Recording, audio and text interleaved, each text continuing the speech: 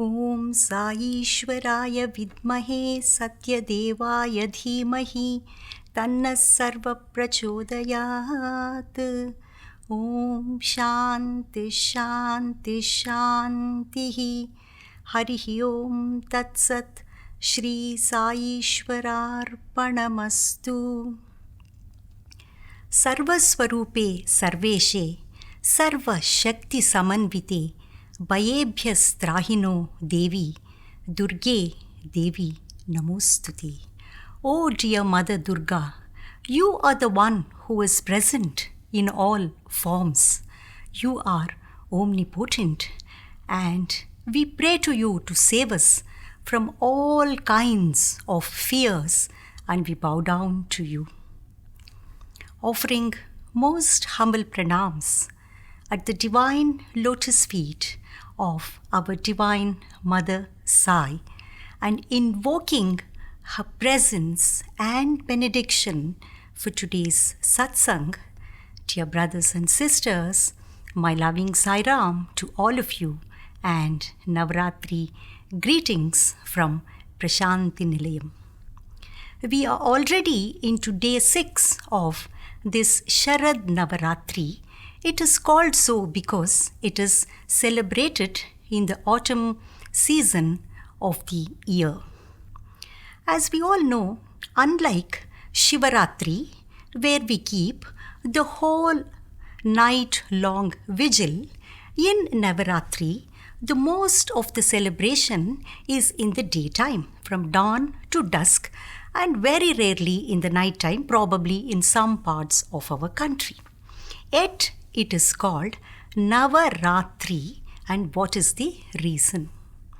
That is because the word Ratri is Rati iti Ratrihi. It means that which protects us, that which saves us. Ra means solace. Three means from three kind of tapatrayas, the afflictions that affect our three bodies, the gross bodies, Sthula Sharira, Sukshma Sharira, the subtle body, and Karana Sharira, that is the causal body.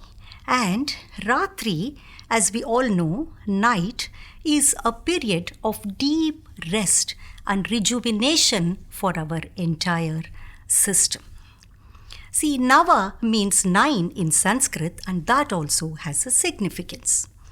Just as a baby rests in the womb of the mother for 9 months, where it doesn't have to do anything, and it is the mother who nurtures the baby, nourishes the baby by her energy, and delivers the baby into the new world at the end of 9 months. In these 9 days, if we submit ourselves, surrender to the Divine Mother, she works on us, nourishes us, and transforms us. And at the end of 9 days, what she gives us is deliverance itself.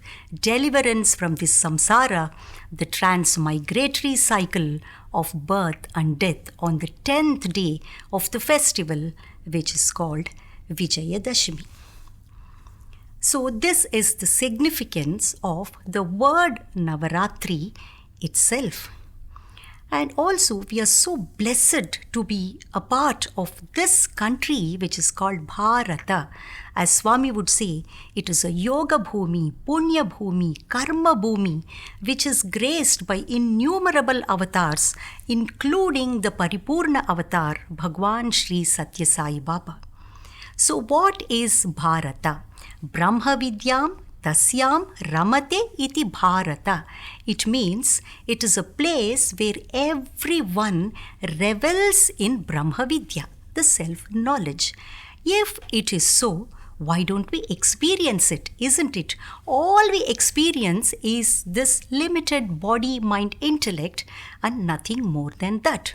So what is the reason? That is because the luminosity of Brahma Vidya is covered by the Ratri, the darkness of ignorance, and due to the grace of the Divine Mother at the end of 9 days, there is this Nava, also means new, Nutana. There is this new understanding that comes to us, new energy, new light that comes to us. And because of this new understanding, we are so centered in our life. We are connected to our true self. And with this new light, whatever we begin on the day of Vijayadashami, there is bound to be victory on the 10th day. That is why it is known as Vijayadashami. That is why it is said, the Pandavas retrieved their weapons which they had kept for safeguarding on the Shami Vriksha on this day of Navaratri, and they started their victory march over Adharma. It is called Jaitra Yatra on this day of Vijayadashami, and this is also what Navaratri does to us. See, in this Navaratri festival, whom are we worshipping? That is the first question, isn't it? See, this festival is so popular, it is widely celebrated in almost every state of our country. And what makes this festival so special or so unique? And as I said, what are we worshipping or whom are we worshipping? We are worshipping the innate power of the Lord. See, the Lord Supreme is Advitiya, non-dual. There is no second. Ekam eva Advitiyam Brahma. So there is no place for creation in this ultimate principle because there cannot be a second entity. So this supreme truth, through the power of Maya, the divine energy, projects this creation. It means it is the energy of the mother from the ultimate principle, Brahman, that makes the changeless appear as the changing, that makes the intangible appear as tangible creation. That is what we experience all around us. That is the power of the Divine Mother, and it is this principle. So it is our own innate divinity what we worship in this festival of Navaratri. But why is it so special to us, this Devi Upasana or the worship of the Divine Mother? See, you will all agree with me if I say, in a family, it is easier for the child to relate to and to connect to the mother than to the father. In no way I am discounting the role of father in the life of a child, but it is the unconditional love of the mother, the compassionate, forgiving nature makes the child run to the mother at the drop of a hat, cry out to the mother, and the child tucks on to the pallu of the mother, confides in the mother, and the mother also so patiently listens to the child. And even if the mother wants to correct the child, she does it so lovingly, and that is what makes this worship of the Divine Mother so endearing to all of us, and that is the specialty of this Navaratri festival. So this Divine Mother is the Bhavatarini Kali in West Bengal. In the northeast, she is Kamakhya. She is Sharada Mata, Kamakshi, Meenakshi down south, and she is Kashmira Puravasini. There also she is there, and she is the most popular mother, Durga Mata, in most parts of our country. And if someone wants to excel in public speaking or become a singer, he surrenders to this Mother Vani, Vagdevi. And someone who wants to have mastery over the scriptures, he takes refuge in Mother Uma Haimavati, the goddess of scriptures. So in other words, this Devi is the God next door who is so available to us, accessible to us, and approachable by all of us. And that makes this festival so special.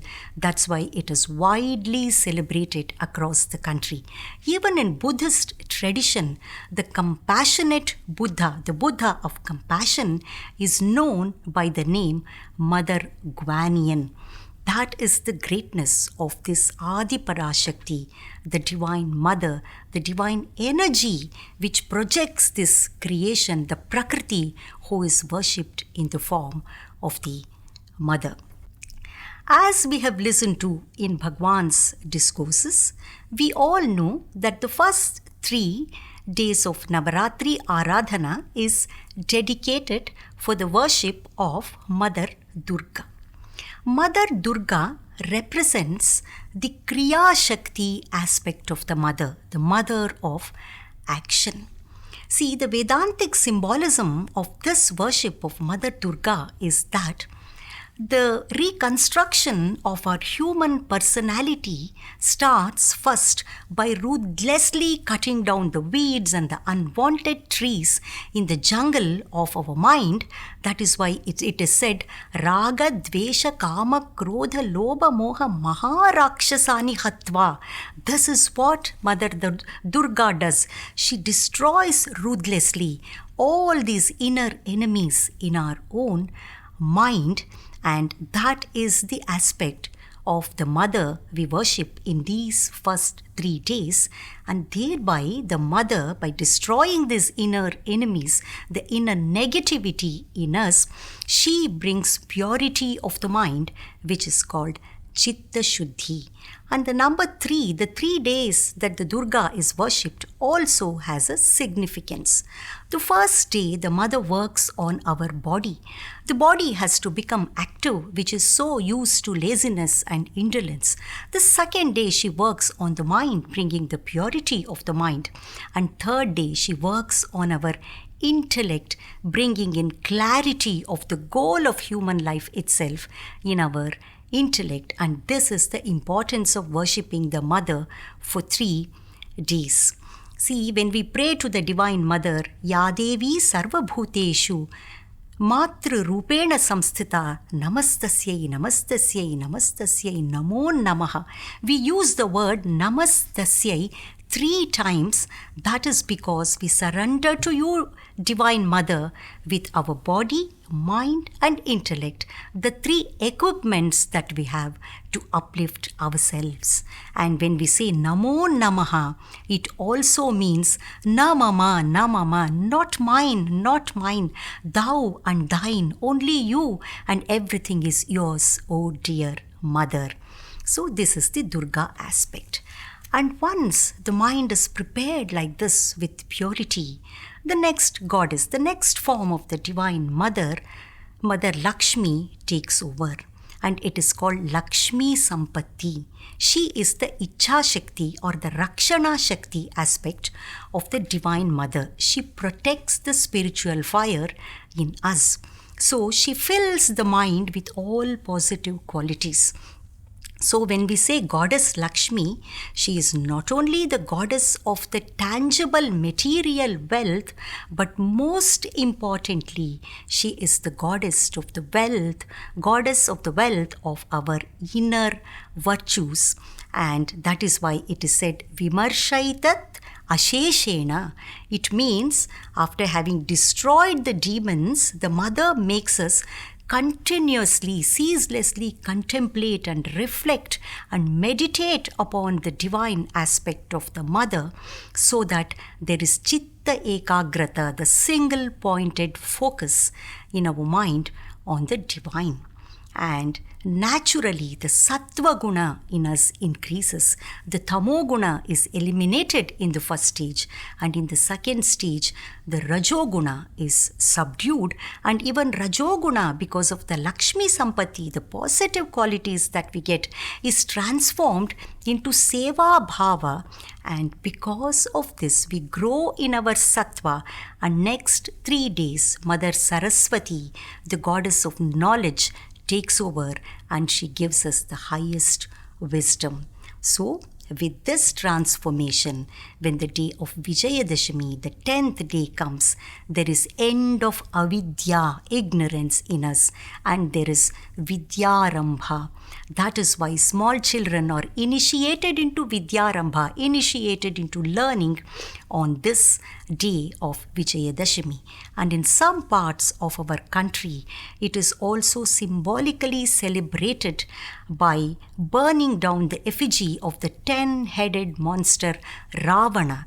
The 10 heads here signifying the 5 Gnanendriyas, the 5 senses of knowledge, the 5 Karmendriyas, the 5 senses of action, and thereby telling us that you have got complete mastery over these senses, and because of this, the inferior sense indulgence and also ego and egocentric desires in us comes to an end.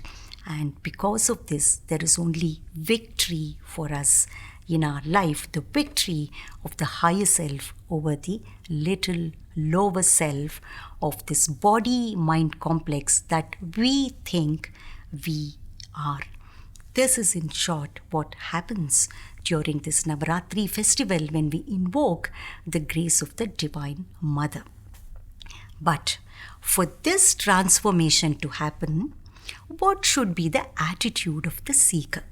This is beautifully explained by a story in Kenopanishad. Once, having defeated the Asuras in a fierce battle, the Devas are celebrating their victory. They suddenly look up and they see an apparition in the sky. See, the Devas are supposed to know everything, but they don't know who this apparition is. See, when they see somebody strange, even though they are victorious, they feel threatened. And this is what happens to us even when we are at the pinnacle of our worldly fame and name and worldly positions. There is this feeling of insecurity of losing all this, isn't it? So the Devas feel threatened and they send Agni Deva to know what this apparition is. And this god of fire comes with all his mighty, with ego and pride, and approaches the apparition. And when the apparition asks, "Who are you?" and he says, "Don't you know who I am? I am the fire god who can burn anything in a trice." And this apparition keeps a blade of grass in front of him and says, "You may please burn this, sir." And Agni, with all its might, cannot do anything. He is humiliated, defeated, he comes back. And now goes the Vayudeva, the god of wind, and he also comes with pride and ego, and he cannot even move an inch this blade of grass that is put by this apparition, and he also comes back. See, in the story, Agni and Vayu represent our senses. The senses are so reckless, they are so instinctive, impulsive, and they cannot discriminate what is right, what is wrong, and how we should be behaving at all. And Indra, the mind, is watching all these happenings.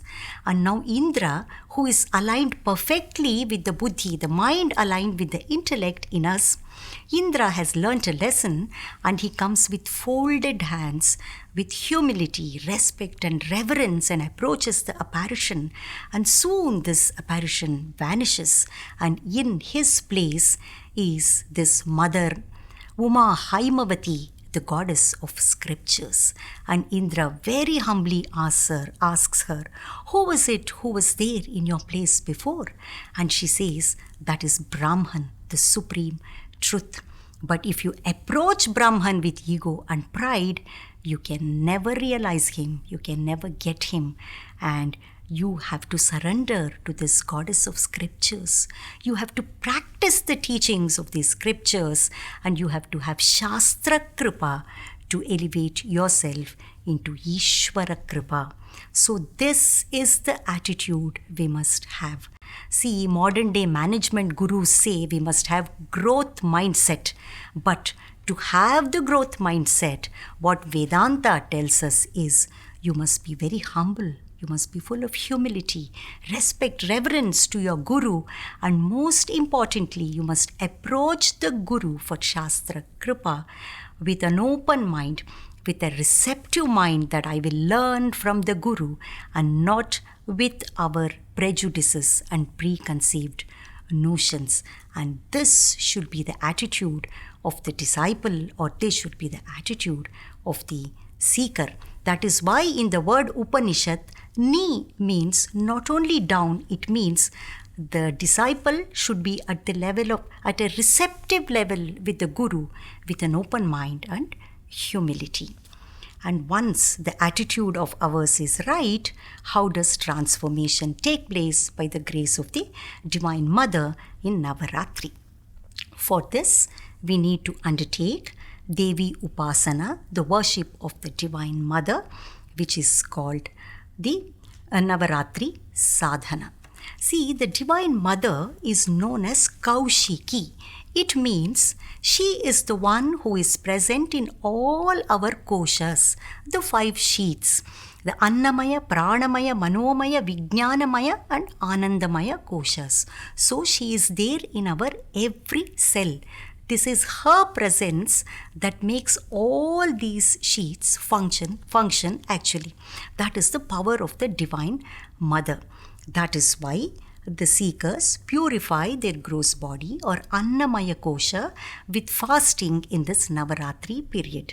Fasting means we need not starve ourselves, but most seekers who want to meditate and undertake sadhana, they consume more and more of sattva food, the sattvic food, and also the food that is high in prana, uncooked fresh fruits, vegetables, and this is what they take in order to purify their Annamaya kosha.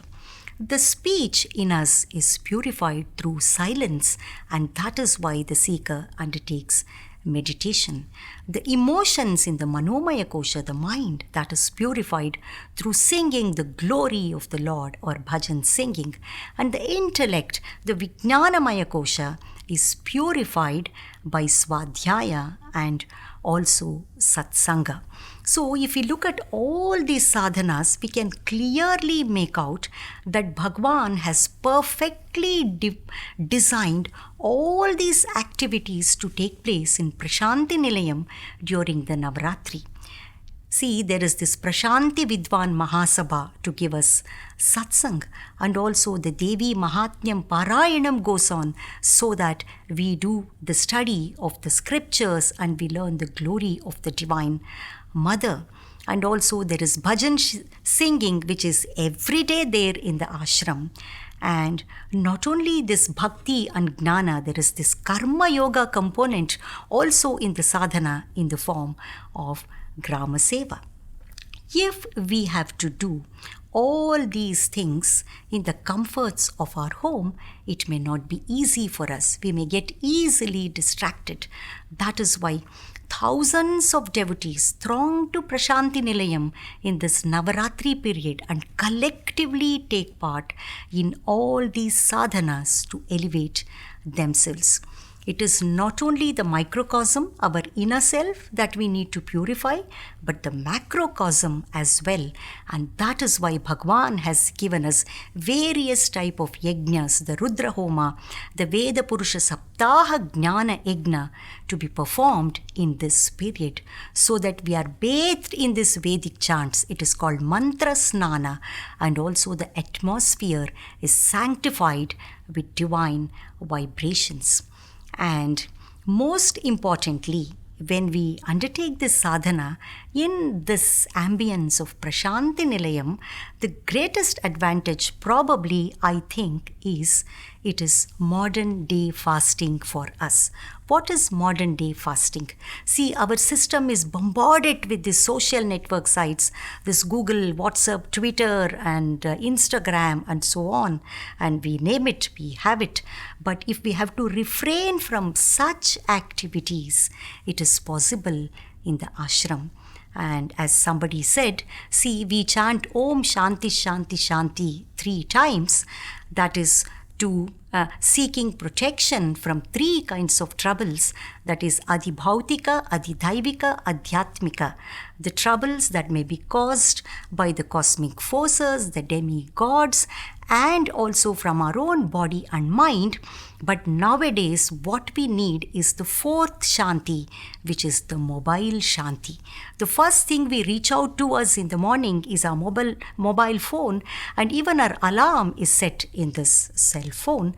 And all this is possible in the atmosphere of the ashram, in the atmosphere of Prashanti Nilayam, and that makes the Navaratri sadhana in Prashanti Nilayam so special, so unique, and so elevating for all of us. But this year, unfortunately, we are not able to have this here. But thanks to Radio Sai, we can access all these sadhanas virtually online, and we are able to take part in it. The Durga Saptashati, which appears in Markandeya Purana, gives a big list of demons who are vanquished by the Divine Mother, and the destruction of each and every demon carries a profound spiritual significance for a seeker. The first set of demons that are destroyed are Madhu and Kaitabha. Madhu, honey, nectar, which is very sweet, very dear to all of us. It is our likes, attachment, or raga. And Kaitabha is the opposite of raga, that is dvesha and dislike. So, if we need to have our goal fixed on a higher purpose, it is very important for us to have acceptance in our life and also to have certain kind of equipoise, equanimity in our mind, and that is brought about by destruction of this Madhu, Kaitabha, Raga and Dvesha by the grace of the Divine Mother. It is the Mahakalaratri aspect of the Divine Mother that is responsible for the destruction of these two demons. This Kalaratri is the Yoga Nidra aspect of Lord Mahavishnu. Lord Mahavishnu is in sleep because of this tamas aspect of the mother, or the Yoga Nidra aspect. When Brahmaji is threatened by Madhu Kaitabha, he runs to this Mahakali, and Mahakali withdraws herself from Mahavishnu, and Vishnu wakes up from his sleep, and with the help of the Divine Mother, he destroys this Madhu and Kaitabha. So, if we need to invoke the grace of Lord Vishnu, we must run to this Divine Mother. After all, she is the sister of Lord Vishnu. She is Narayani, isn't it? Narayani is also the refuge of all Naras. Then the next demon is Mahishasura, to be destroyed by the Divine Mother. Mahisha means buffalo. Buffalo is known for its lethargy, stubbornness, and inertia. That is why we say when we are driving on a road, if we see a buffalo, it is like a natural speed breaker. It doesn't move. And our tamas nature is also like that, very difficult to overcome. And this Divine Mother destroys this Mahishasura. He is a demon who is born out of the union of demon king Rambha with a buffalo, and he propitiates Brahma and asks for the boon of immortality, which is declined by Brahma, saying that a person who is born has to die and ask for something else. Then he says, I should not be killed by a man, by a god, and by a demon, and a woman can kill me. See, he underestimates the power of a woman, and this Mahishasura becomes invincible. He conquers the earth and the Devaloka, and all the Devas run to Brahma, and along with him they take refuge in Lord Vishnu and Lord Maheshwara, and all this Trinity God and all the other gods and goddesses from their light, from their power, create this beautiful form of Devi, and this Devi destroys Mahishasura, that is destroying our own tamas. See, whenever there is tamoguna, the good qualities, the virtues in us take a back seat. That is why when Mahishasura enters the Devaloka, all the Devas, the good beings, they run away.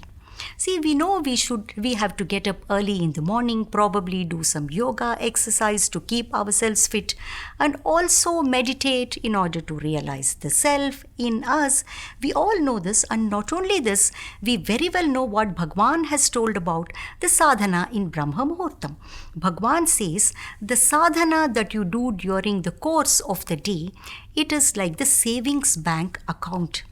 The grace of interest that you get from this account, it is used for your material welfare. Whenever you need the divine grace, when you have a problem in the world, this helps you. But the sadhana that you do in Brahma Muhurtam, Bhagwan says, it is like the fixed bank account, the grace of which is utilized exclusively for your spiritual growth and your upliftment. And we know all this in spite of this, we cannot get rid of tamas. And if this has to be destroyed, we need to invoke the power of the Divine Mother. And the other demons that are destroyed are Shumbha and Nishumbha. Shumbha represents self-conceit and Nishumbha, self-pity. And this is there in all of us, whether we like it or not, accept it or not. This is what our nature is. And the Shumbha is so self-conceited that he sends a marriage proposal to the mother when he comes to kill him. And she says, okay, but you have to defeat me in the battle. And he is so arrogant, he says, my soldiers are enough to kill you. And he sends Dhumra Lochana. Dhumra Lochana means smoky, foggy vision. It is the distorted perception of the reality that we have in us. As Swami would say, there is no Srishti Dosha, there is only Drishti Dosha, the faulty vision. The problem lies with us. And this is destroyed by the Divine Mother. And then there is this Chanda Munda.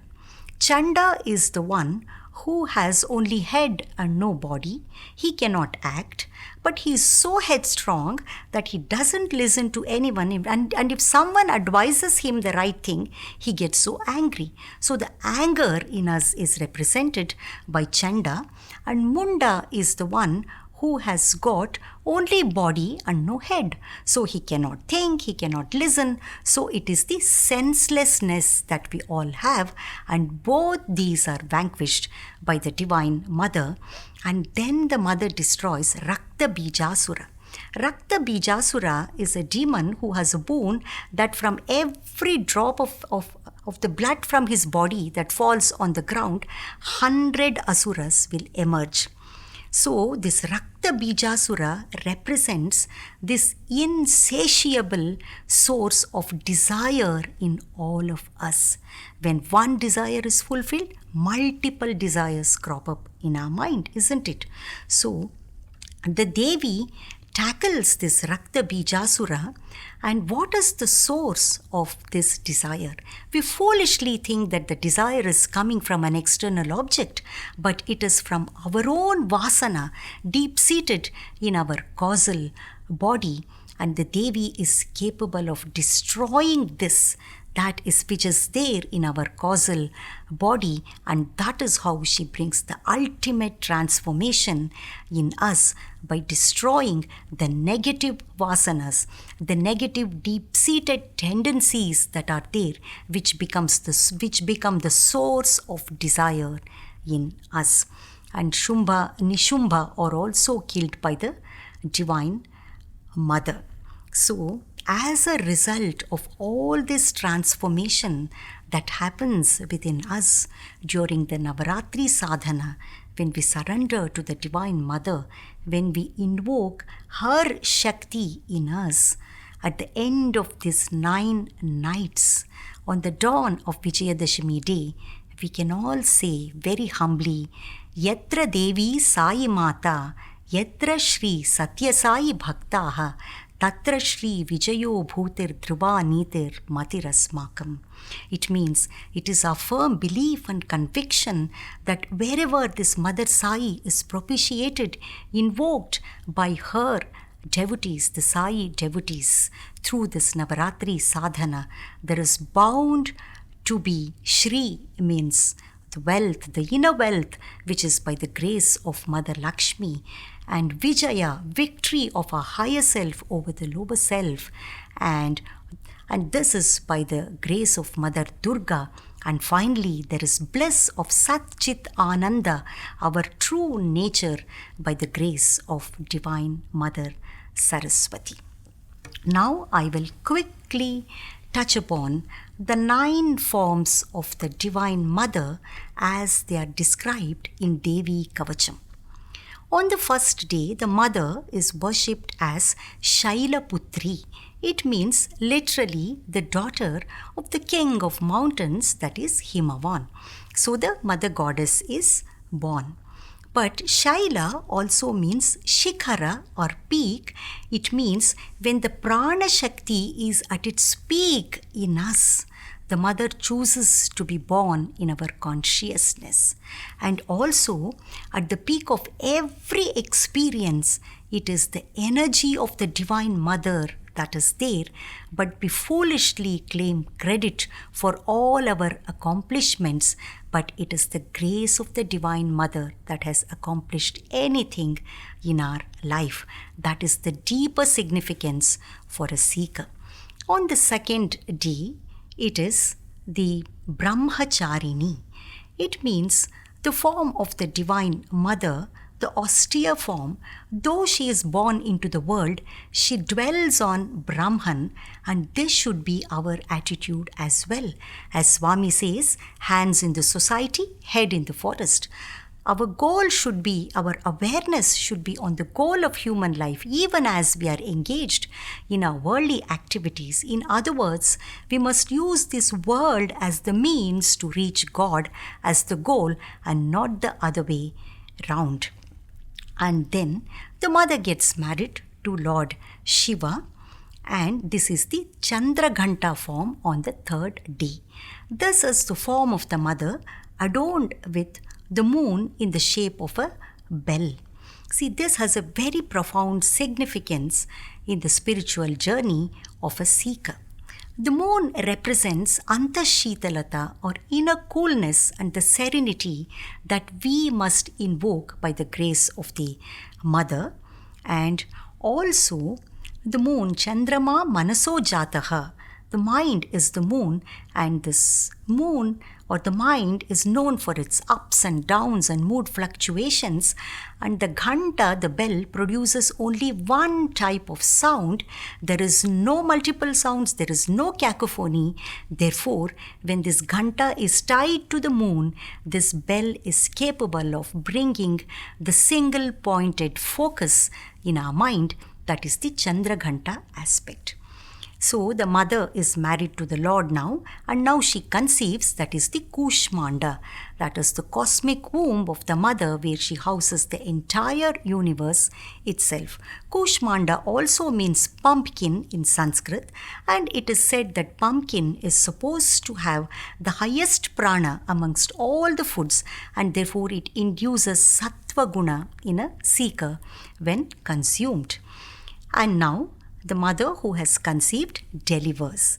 That is the Skanda Mata aspect of the mother on the 5th day. Skanda is another name for Lord Subramanya, and this Lord Subramanya is the fearless commander-in-chief of the army of the Devas, or the good virtues, that is led by Abhaya aspect of the mother, the fearlessness.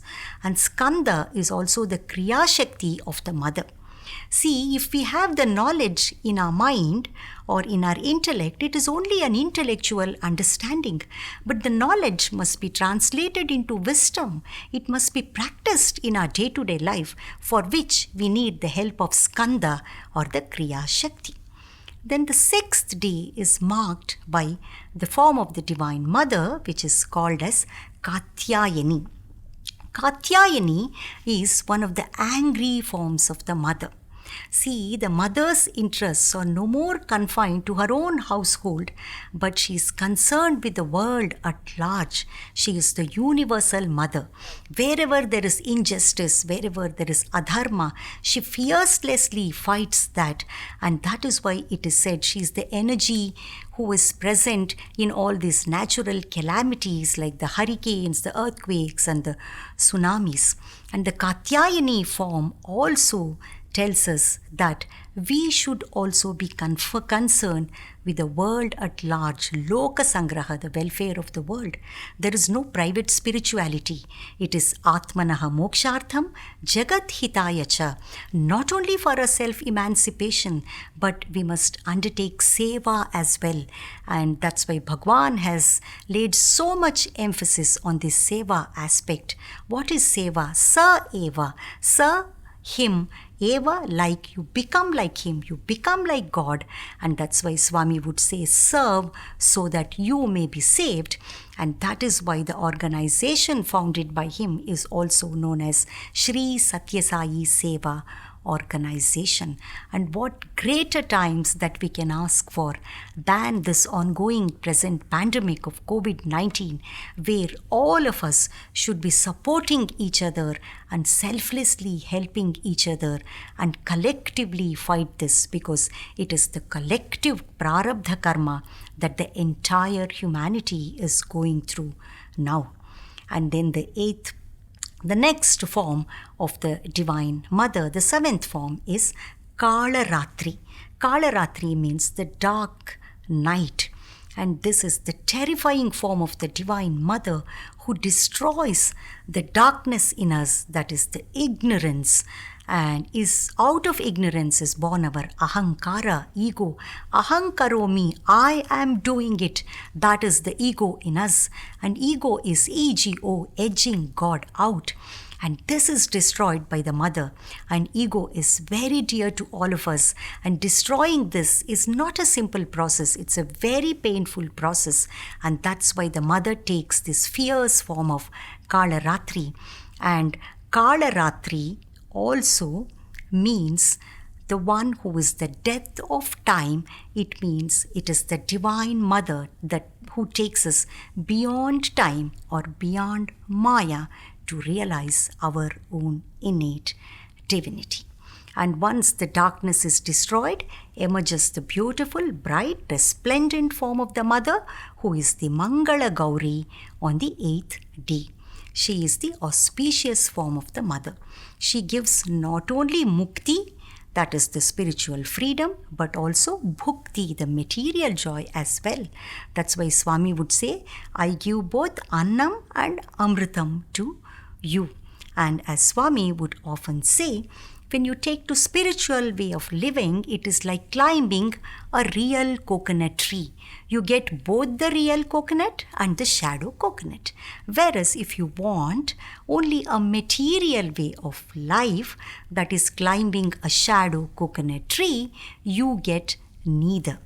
And Mangala Gauri bestows upon us all types of auspiciousness. That's why we say Sarva Mangala Mangalye.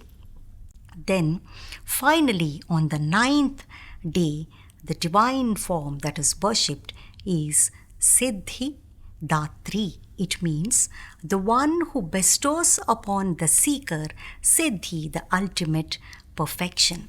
So if we look at these 9 forms of the Mother, we can easily make out that it depicts our own spiritual journey, the journey of a seeker from the stage of sadhaka through sadhana. Sadhana is the means to reach the sadhya, the goal, in order to get siddhi, perfection, so that we become siddha, the realized one. And it also depicts the glory of the womanhood itself in various stages.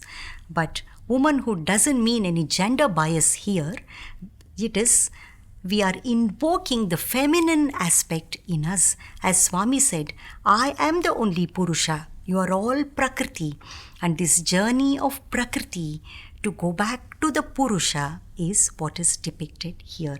So we must realize that It is the Divine Mother who makes the one appear as many, and if this many has to go back to that one source, we need the grace of the Divine Mother. Maya can be overcome only by the grace of Ma. She makes the impossible possible, and that is the Shakti of the Divine Mother that is worshipped, that is invoked in this Navaratri festival. See, if we look at the lives of these gods and goddesses, one thing is very clear. They all demonstrated a vision, a mission, the will to execute it and accomplish it. If we look at the life of Lord Rama, he uncompromisingly lived dharma, come what may, and it is a lesson for us. Ramo Vigrahavan Dharmaha. And if we look at the life of Mother Parvati, she is a great seeker who did intense penance to go back to this Purusha, to unite with the Purusha. And why all this? When we look at the life of our own beloved Mother Sai, we find all these aspects in the life of Bhagwan, and that is our greatest blessing, isn't it? We all chant in Sri Rudram, Ayam me hasto Bhagavan, Ayam me Bhagavattaraha. This hand of mine that has touched the hand of yours, O Lord, that is really blessed indeed. And even those who have not had the darshan of Bhagwan in his physical form are drawn to Bhagwan. They are in his fold. Why? Their hearts are touched by this unconditional love, the love of 1,000 mothers, as Swami would say, the divine love of Bhagwan, and that is why they are with Bhagwan. And having had this blessing, what is it that we need to do?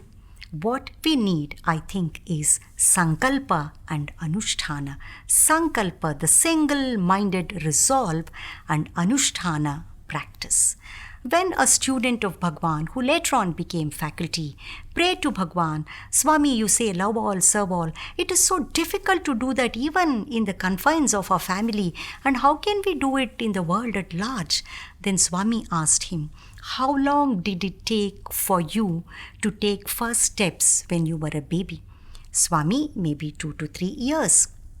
And how long did it take you to learn the alphabets, the basics of a language? Swami, probably 5 to 6 years. And how long did you take to get a university degree? 20 to 22 years.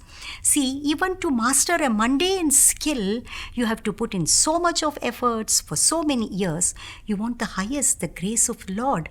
So you can think now how much of efforts you have to put in.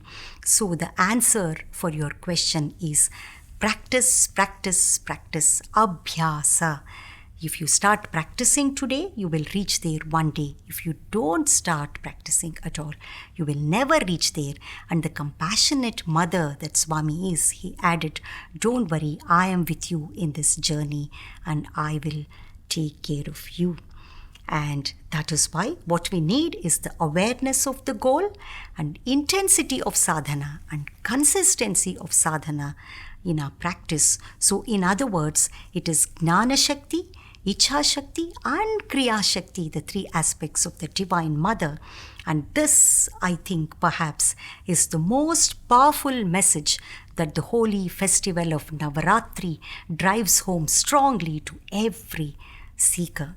And once during Navaratri celebration on the Ayudha Puja day, Bhagwan happened to ask one of the lady doctors of our hospital, Sri Satya Sai General Hospital, what is Ayudha Puja? And she replied, Swami, it is the day on which we worship our instruments which we use in our medical practice. Then Swami said, you are all my instruments.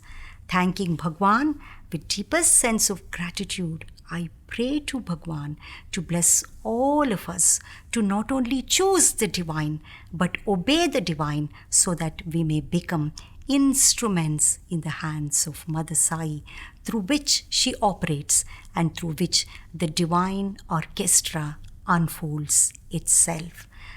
My sincere thanks to Sri Satya Sai Media Center, and I thank every one of you who has been a part of this satsang. Jai Sai Ram.